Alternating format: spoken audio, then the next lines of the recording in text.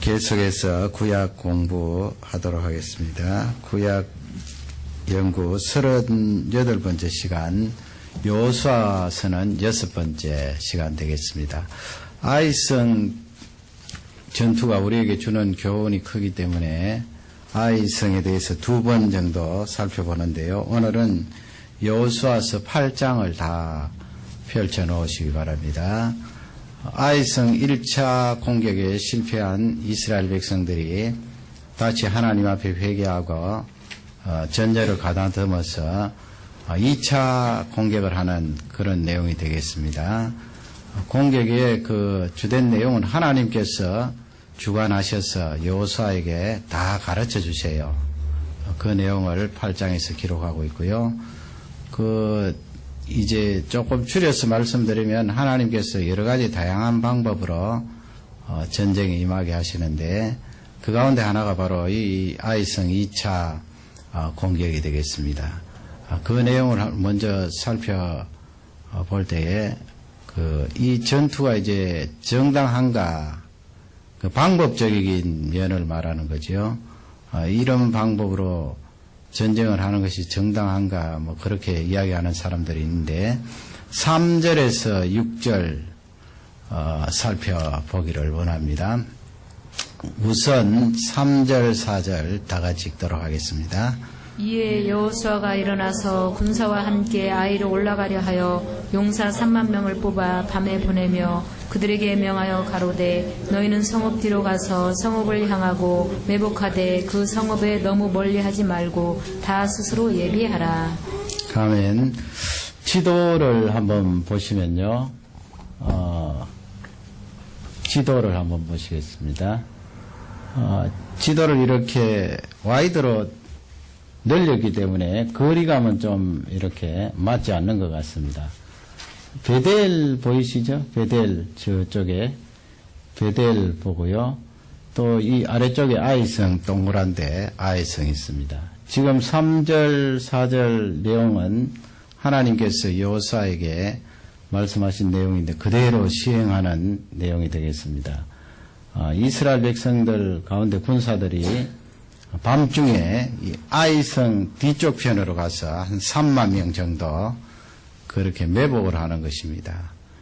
옛날에 뭐 전투는 좀 어설프지요. 요즘은 뭐 레이더도 있고 해서 또 잘 발견합니다만은 밤중에 저렇게 뒤쪽으로 돌아 들어가서 딱 이렇게 숨어 있고, 그 다음에 이 파란 라인이 조금 작은 라인이 하나 있는데 그건 이제 베델과 아이 사이에, 베델과 아이가 상당히 가깝다고 했습니다. 그림에는 지금 멀리 나와 있습니다만 약 2km니까 아주 가까워요.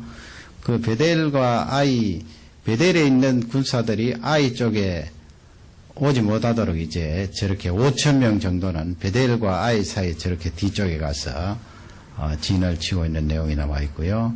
하나님께서 이스라엘 백성들에게 이제 가르쳐 주신 내용이 그 3절 4절에 있고, 또 이렇게 매복해 있는 반면에 이쪽에 굵은 라인은 앞쪽에서 이제 저게 이제 북쪽이 되겠는데요. 북쪽에서 이렇게 정면에서 이제 공격을 하는 거죠. 마치 1차에 공격하듯이 정면에서 공격하는데 그게 이제 5절 6절에 나와 있습니다. 우리 5절 6절을 다 같이 읽도록 하겠습니다. 나와 나를 쫓는 모든 백성은 다 성읍으로 가까이 가리니 그들이 처음과 같이 우리에게로 쳐 올라올 것이라. 그리할 때 우리가 그들 앞에서 도망하면 그들이 나와서 우리를 따르며 스스로 이르기를 그들이 처음과 같이 우리 앞에서 도망한다 하고 우리의 유인을 받아 그 성읍에서 멀리 떠날 것이라. 우리가 그 앞에서 도망하거든. 아멘. 뭐 내용은 잘 아시겠지요. 저렇게 뒤쪽에 이제 이스라엘 군사들이 매복해 있고 앞쪽에 이제 여호수아 장군이 정면에서 이제 전쟁을 거는데 그 1차 때 승리를 했잖아요. 아이성 사람들이. 그러니까 저렇게 정면에 이제 싸우다가 후퇴를 한다는 거예요. 막 도망가면은 1차 때 이긴 경험이 있기 때문에 아이성 군사들이 다 따라 나올 것이다. 따라 나오고 나면은 뒤쪽에 매복해 있던 이스라엘 군사들이 성 안으로 들어가서 성에 불을 지르고 점령하도록 해라. 그렇게 하나님께서 명령하셨고 또 여호수아 장군이 그대로 시행하는 내용이 나와 있는데 참 여러분 재미있지요. 매복을 하고 또 나중에 읽을 때 나옵니다만은 이스라엘 백성들이 도망갈 때는 일부러 도망가는 거예요.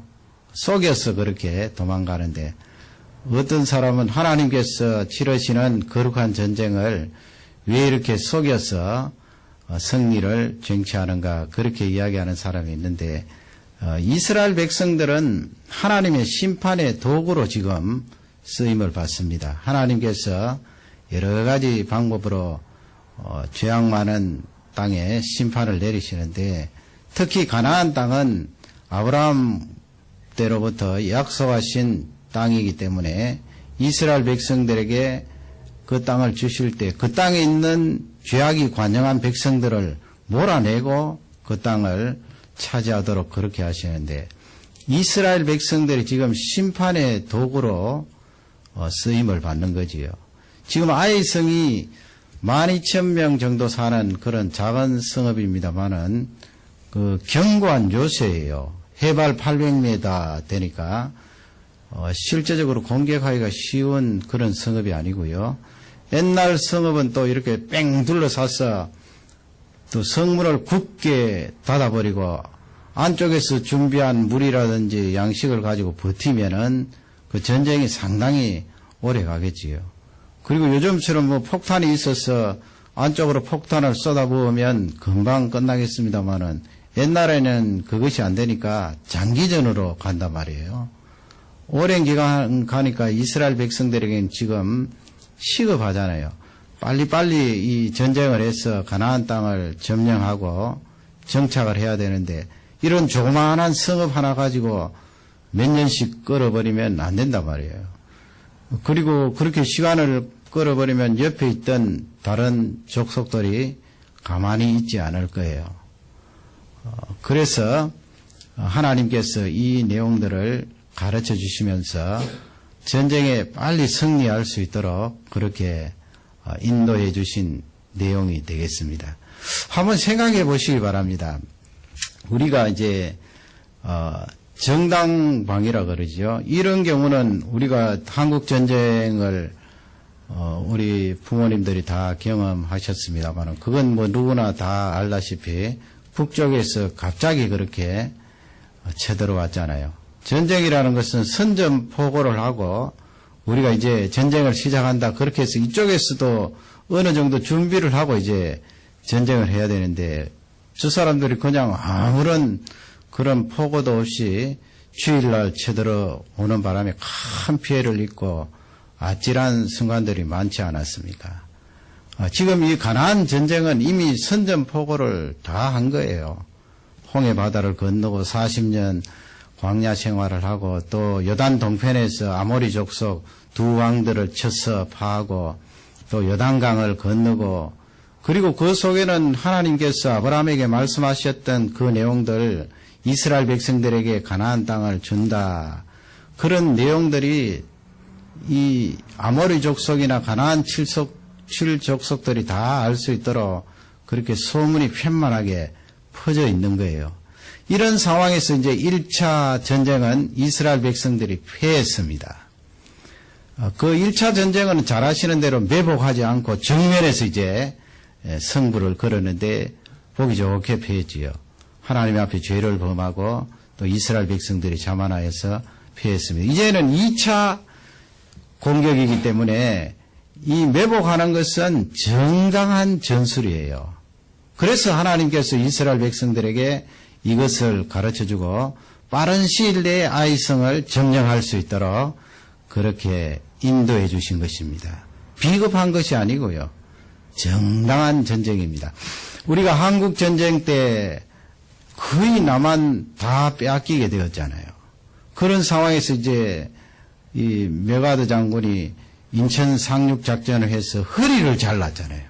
허리를 잘라서 이제 아래쪽으로 내려가고 또 아래쪽에 조금 남아있던 거기에서 위쪽으로 올라오고 해서 그 북한 인민군들을 꼼짝달싹도 하지 못하게 하고 북쪽에서 내려오는 양식이라든지 보급물자들을 다 차단시켰는데 그것도 전쟁에 있어서 중요한 전술이잖아요.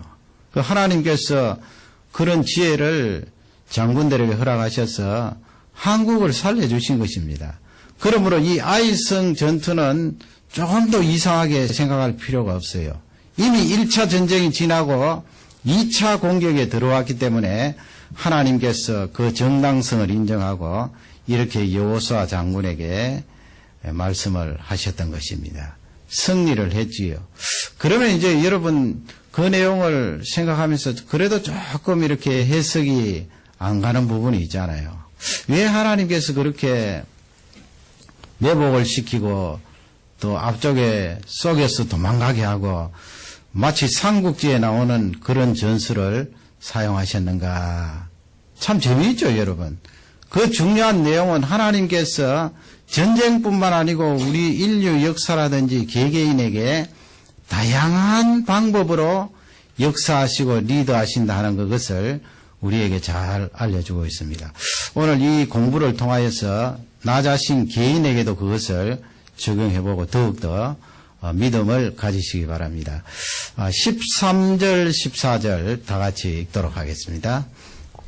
이와 같이 성읍 북편에는 온 군대가 있고 성읍 서편에는 부병이 있더라. 여호수아가 그 밤에 골짜기 가운데로 들어가니 아이 왕이 이를 보고 그 성읍 백성과 함께 일찍 일어나서 급히 나가 아라바 앞에 이르러 정한 때에 이스라엘과 싸우려 하고 성읍 뒤에 복병이 있는 줄은 알지 못하였더라. 예, 실제 이제 여호수아 장군이 그 성읍 앞쪽으로 나아가는데 여호수아 장군도 그 매복을 시킨 병사들보다는 늦게 갔겠지만은 밤중에 그렇게 정면 쪽으로 나아가니까 정면 쪽에 나아가니까 그쪽에도 파수대가 있고 높은 곳에 보니까 다 알 거 아니에요.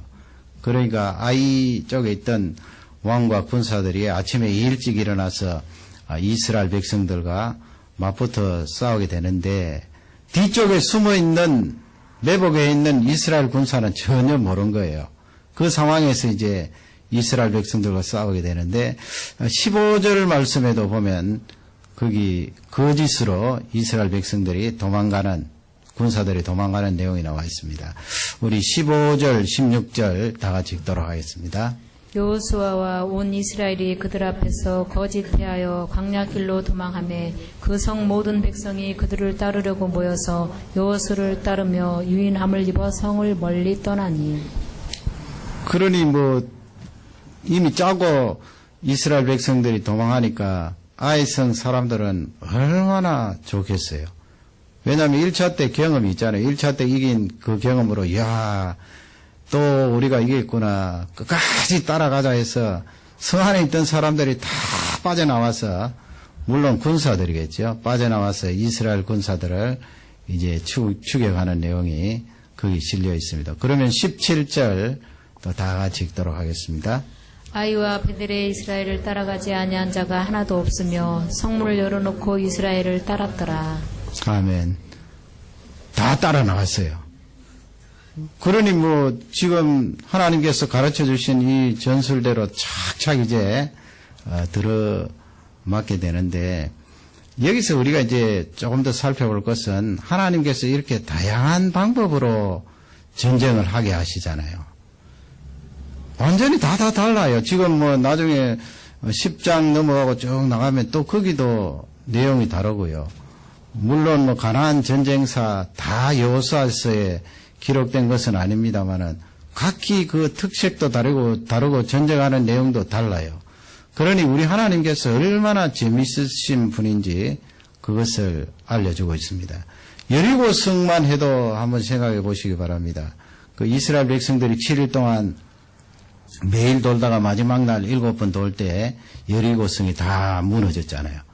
뭐 우리가 생각하면 하나님 아버지 기왕 아브라함에게 약속하신 가나안 땅을 그와 같은 방법으로 다 점령을 하게 하면 어떻겠습니까? 그러면 아이성도 빙빙 돌고 또 무너지고 뭐 예루살렘도 빙빙 돌고 무너지고 뭐 남방 북방 해서 다 이스라엘 백성들이 법궤를 메고 돌면 승리할 수 있도록 그렇게 하면 이스라엘 백성들도 편하고 그냥 다 농사 다 하여서 흘려놓은 이삭을 줍듯이 쉽게 주울 수 있을 텐데 우리 하나님 그렇게 하시지 않았어요. 여리고 성 전투 다르고 아이성 전투 다르고 그렇게 각기 다른 방법으로 이스라엘 백성들이 전쟁할 수 있도록 하신 거예요.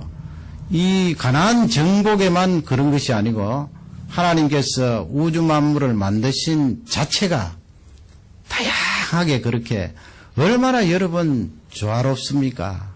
이 세상에 너무너무 다양한 거예요.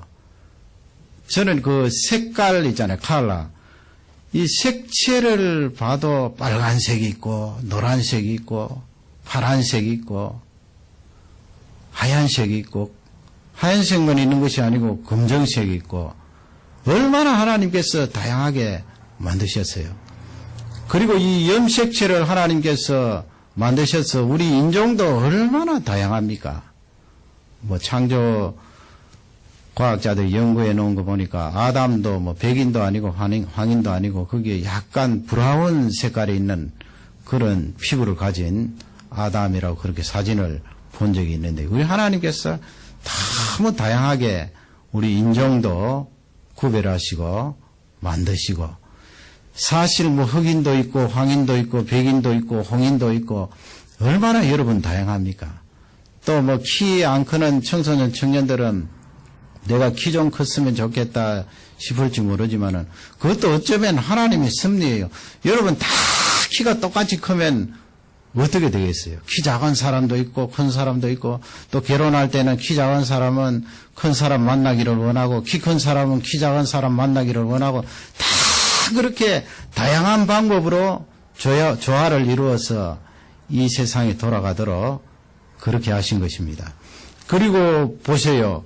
이 땅에 있는 걸어다니는 짐승만 있는 것이 아니고요. 하나님께서 물을 만드셔서 그 물을 생물들이 먹도록 하고 우리 사람들이 먹도록 하시고 또 물속에 사는 그런 여러 가지 생물들을 하나님께서 만드신 것을 볼 수가 있습니다.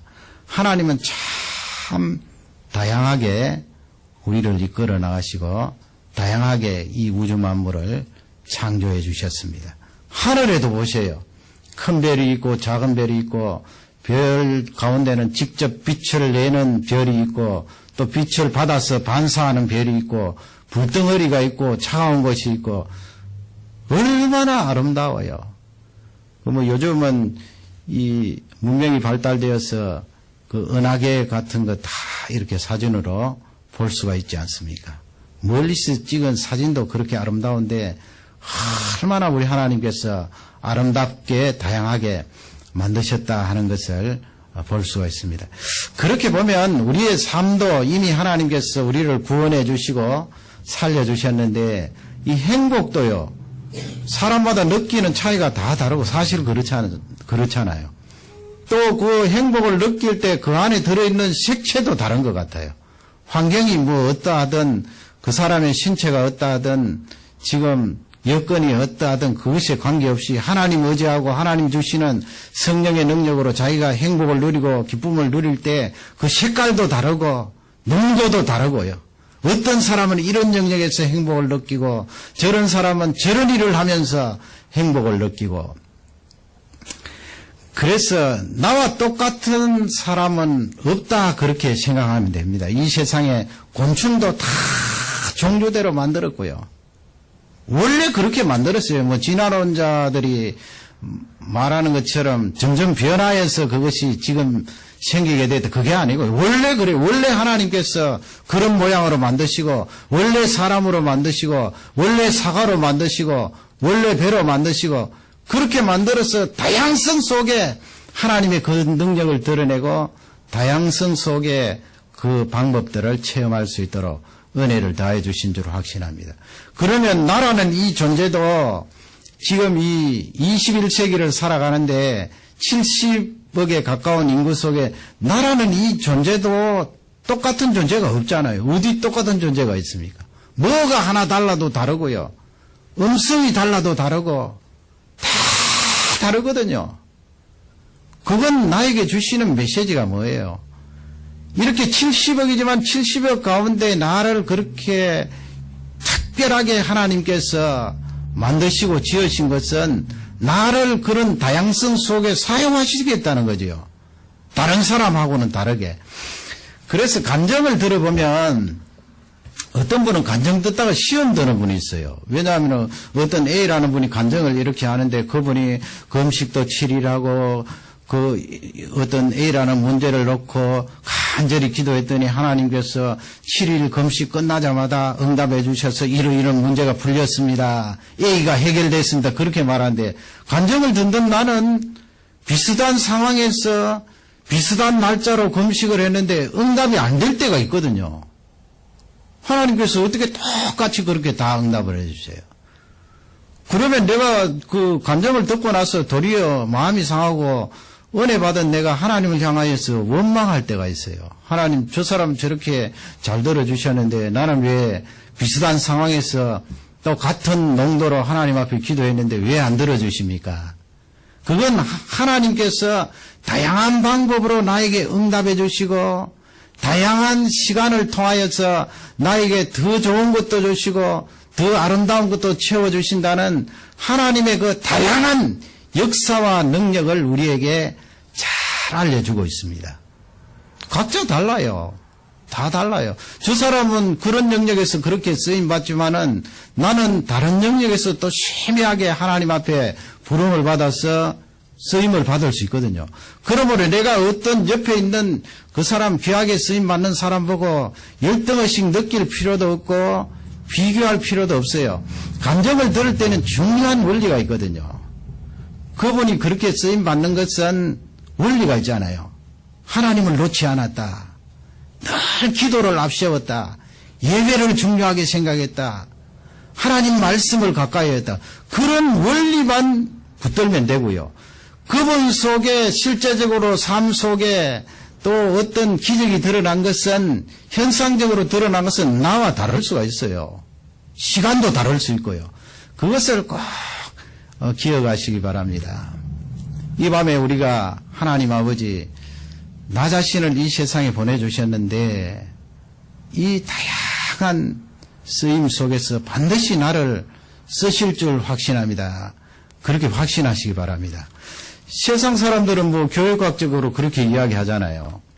어떤 자녀가 성장해 나가는데 저 자녀를 향해서 부모님이 계속해서 무엇을 주입한다든지 부모님의 고집으로 그 자녀를 만드는 것이 아니고 그 자녀가 즐거워하고 재능을 가지고 그 부분에 더 발전할 수 있는 그 가능성을 열어주라 그러잖아요.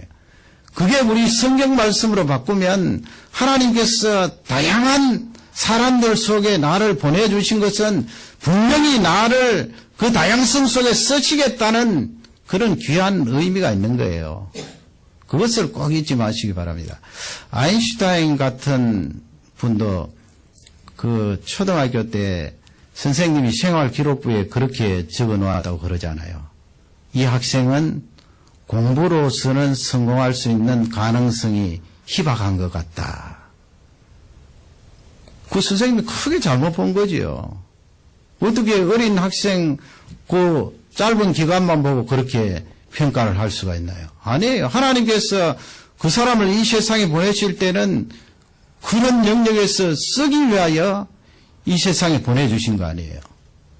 그러니 우리는 그것을 놓치지 말아야 된다는 것을 꼭 잊지 마시기를 바랍니다. 우리 사람은 그래요. 어떤 이렇게 틀을 놓고 그 틀 속에서 어떤 사람과 비교해서 나 자신을 자꾸 낮추어 보거든요. 낮추어 본다는 말씀은 겸손하지 말라는 말씀이 아니고요. 하나님 원래 나에게 주신 그 정체성이 있잖아요. 얼마나 가치가 있어요. 얼마나 귀한 존재예요. 그걸 자꾸 깎아내린다는 거예요. 그것도 하자는 다른 사람과 비교하여서 나는 이렇게 못난 사람이야. 나는 앞으로 무엇을 할 사람인가. 도무지 쓸모없는 사람 같아. 그렇게 보지 말라는 거예요. 심리학에서 그런 실험을 자주 하곤 하는데요. 뭐 실험들 가운데 많은 것이 있지만 그렇게 이제 비교한다든지 또 어떤 틀을 두고 그 틀 속에 자기를 끼워 넣어서 보는 그런 부분에 대해서 이제 연구를 하는데 이렇게 화면을 보여주는데요. 그 영상이 이렇게 1초 동안에 뭐 몇 번입니까? 29 장면이 프레임이 29개 사진이 쫙 연결되어 움직이잖아요.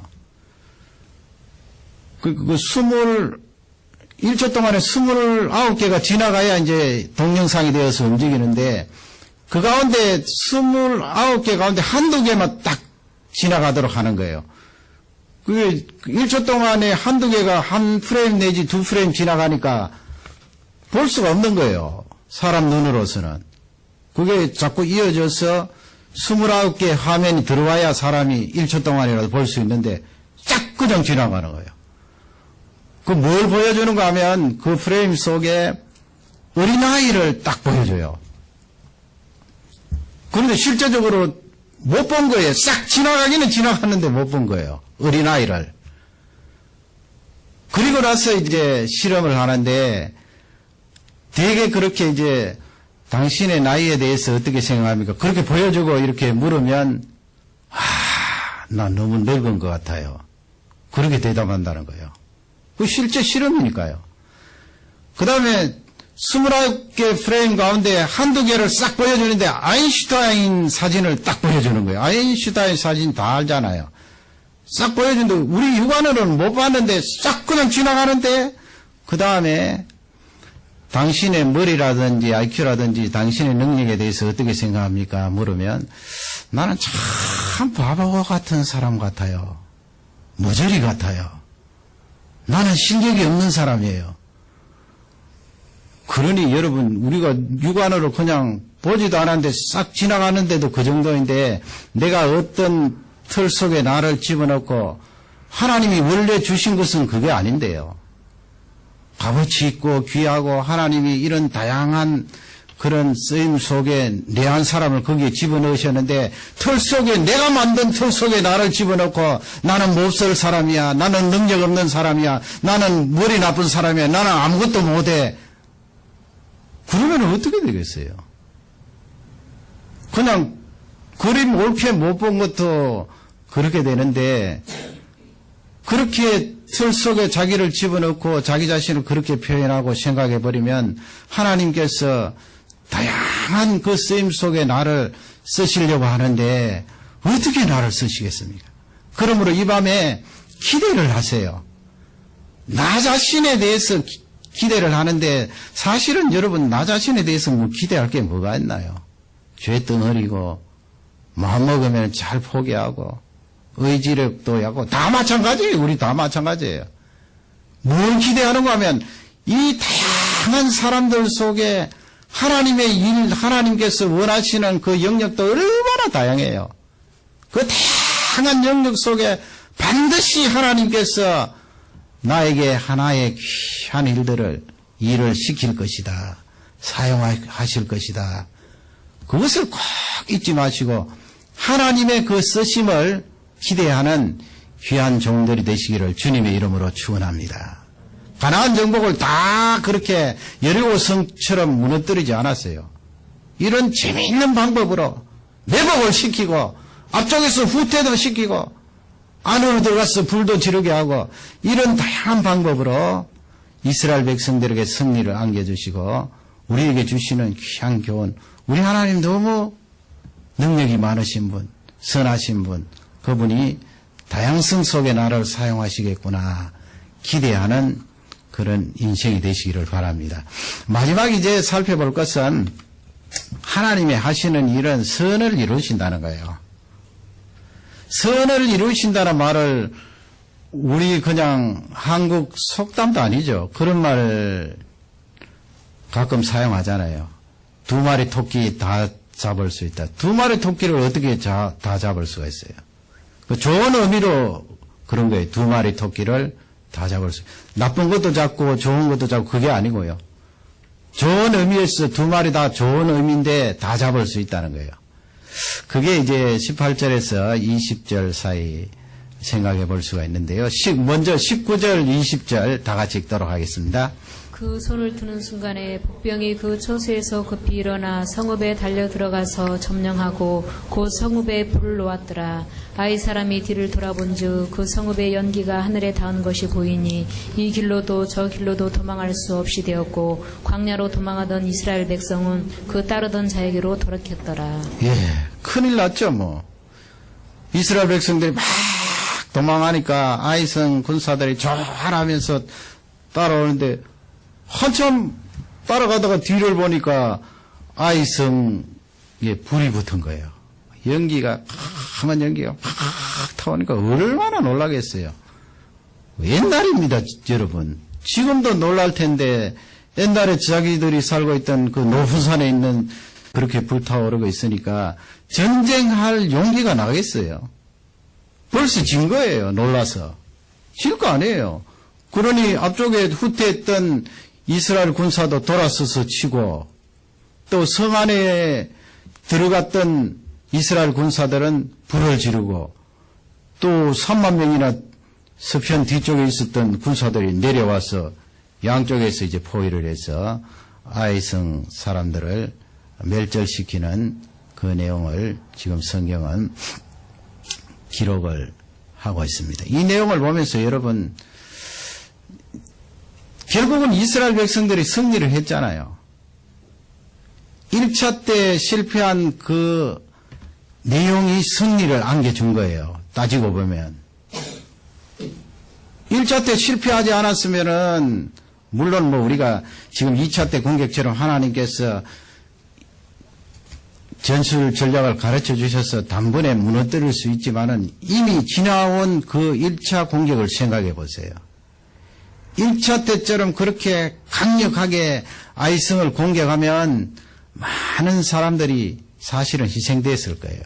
어쩌면 36명 이상으로. 계속해서 공격해도 안 되고 또 시간은 더 들고 출혈이 많았을 거 아니에요. 그러나 하나님께서 1차 공격 때는 36명 정도 죽게 하고 그들의 죄를 자복하게 한 거예요. 먼저 하나님 앞에 죄를 자복하게 하고 그 아간이라는 사람을 잡아내고 그 죄에 대해서 해결을 받고 영적으로 하나님과 관계를 바로 세우고 난 뒤에 2차 전쟁을 했는데 2차 전쟁은 대승리였어요. 2차 전쟁의 승리에 기여한 장본인들이 누구예요? 아이성 사람들이에요. 아이성 사람들. 아이성 사람들이 왜 자기들 쪽에서는 실패했나요? 그건 자만이에요. 1차 때 승리했기 때문에 2차 때 자만하여서 이야 2차 때도 틀림없이 저 사람들 도망가는 거 보니까 우리가 이겼다. 이번에 이김으로 완전히 이스라엘 백성들을 까부수자. 그렇게 해서 따라갔고 방심한 거죠.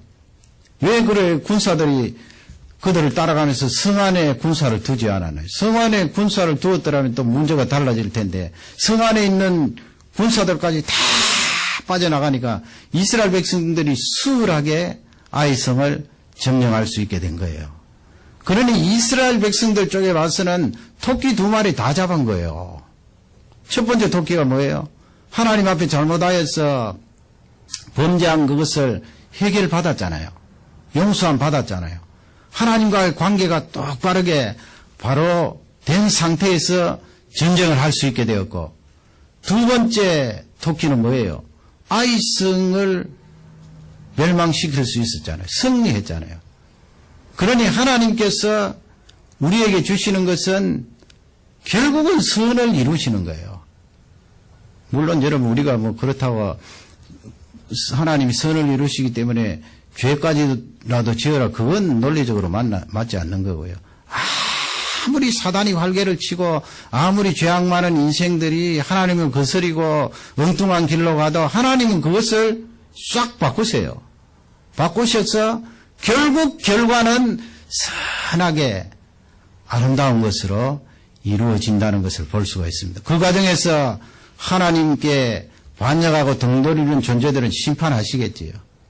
하나님 백성들에게 이렇게 아름다운 승리를 안겨주시고 그 하나님이 의도하신 선을 이루신다는 것을 우리에게 잘 알려주고 있습니다. 그러므로 여러분, 우리 앞에 놓여 있는 어떤 꼬이는 문제들, 또 꼬여왔던 문제들, 계속해서 해결되지 않는 그런 문제들도 결국은 끝에 가면 하나님께서 선하게 이루세요. 우리 하나님 그렇게 하실 수 있는 분이에요.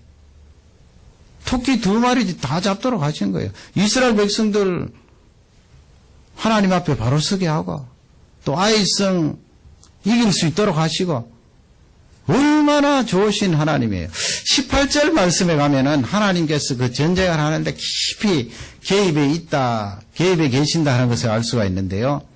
그 18절 말씀을 다 같이 읽겠습니다.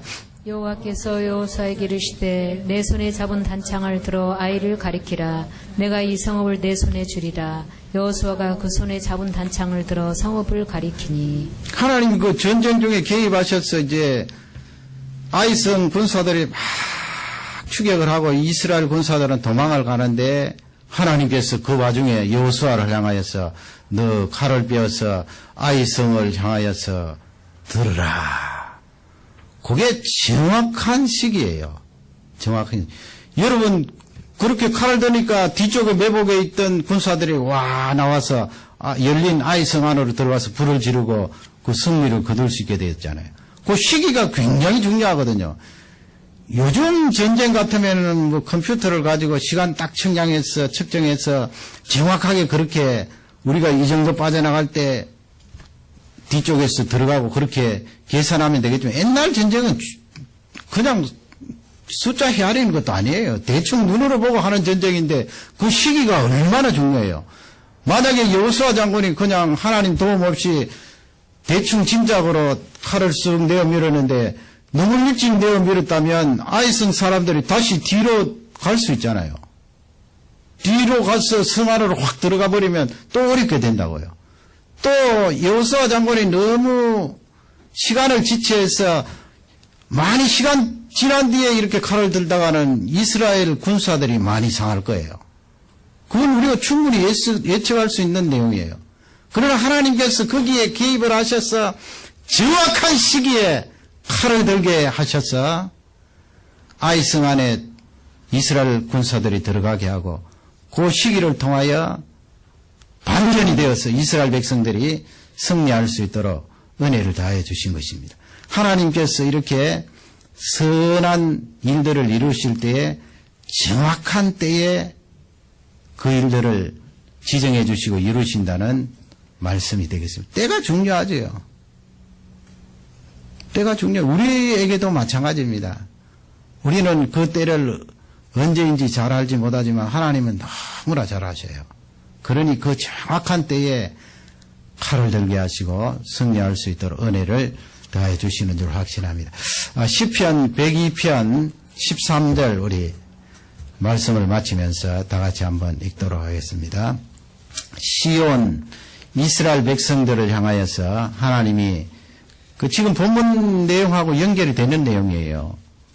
그렇게 긍휼을 베풀어 주시는데 그 정한 때라 그랬어요. 하나님이 그 때를 너무나 잘 아시겠지요. 그 정한 때가 바로 이때다 라는 것을 고백을 하는데 시편 102편 13절 다 같이 한 음성으로 읽겠습니다. 주께서 일어나사 시온을 긍휼히 여기시리니 지금은 그를 긍휼히 여기실 때라. 정한 기한이 오미니이다. 예, 정한 기한이 하나님께서 다 알고 계시고 정한 기한을 통하여 이스라엘 백성들에게 긍휼을 다해 주고 그때가 이제 딱 넘었으면 이스라엘 백성들에게 선한 일들이 이루어지고 하나님이 허락하신 아름다운 축복들을 받을 수 있는 줄 확신합니다. 이 말씀이 우리 모두에게 축복이 되고 개개인에게도 이렇게 하나님께서 삶 속에 깊이 개입하셔서 그 정한 때에 긍휼을 베풀어 주신다는 것을 꼭 잊지 마시고 그게 믿음 아니에요. 하나님 아버지 나를 이렇게 건져주셨는데 내 인생에게도 이렇게 정하신 그때에 긍휼을 베풀어 주시고 이기게 하실 줄 믿습니다. 그게 믿음입니다. 하나님을 의지하는 것이고요. 이 말씀이 축복이 되기를 주님의 이름으로 축원합니다.